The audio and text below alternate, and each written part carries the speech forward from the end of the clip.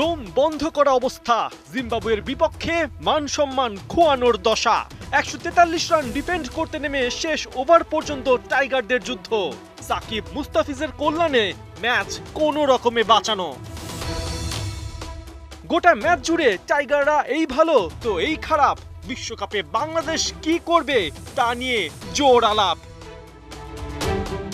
১৪৩ run defend করতে নেমে টাইগারদের মাথার ঘাম পায়ে একের পর এক ক্যাচ মিস গোটা ম্যাচ জুড়ে। যদিও বল হাতে শুরুতেই তাসকিন পেয়েছিলেন সাফল্য, প্রথম ওভারেই ব্রায়ান বেনেটকে বিনা রানে ফেরালো।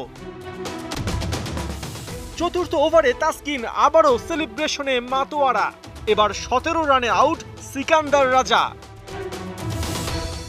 পরের ওভারে দৃশ্যপটে সাকিব আল হাসান ব্যাট হাতে করতে পারেননি কিছু, এবার বল হাতে মারুমানিকে দেখালেন নিজের জাদু। ১৪ রানে আউট জিম্বাবুয়ে ওপেনার। টাইগার বোলারদের নিয়ন্ত্রিত বোলিংয়ে পাওয়ার প্লেতে জিম্বাবুয়ের খাতায় ৩৮ রান ৩ উইকেটে।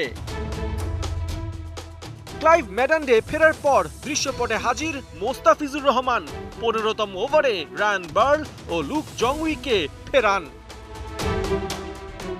উইকেট পড়ার মিছিলে সাকিবের আরেক অ্যাচিভমেন্ট, ৩১ রানে আউট জোনাথন ক্যাম্পবেল। ১৯তম ওভারে আইপিএল মাতানো ফিস বোঝালেন নিজের দাম, ১১ রানে আউট ফারাজ আকরাম। শেষ পর্যন্ত ২ বল বাকি থাকতে বাংলাদেশ শ্বাসরুদ্ধকর জয়ের দেখা পায় মাত্র ৫ রানে। ৪ উইকেট পান সাকিব আল হাসান, ৩ উইকেট ঝুলিতে পড়েন মোস্তাফিজুর রহমান। পার্থ বণিক, ৭১।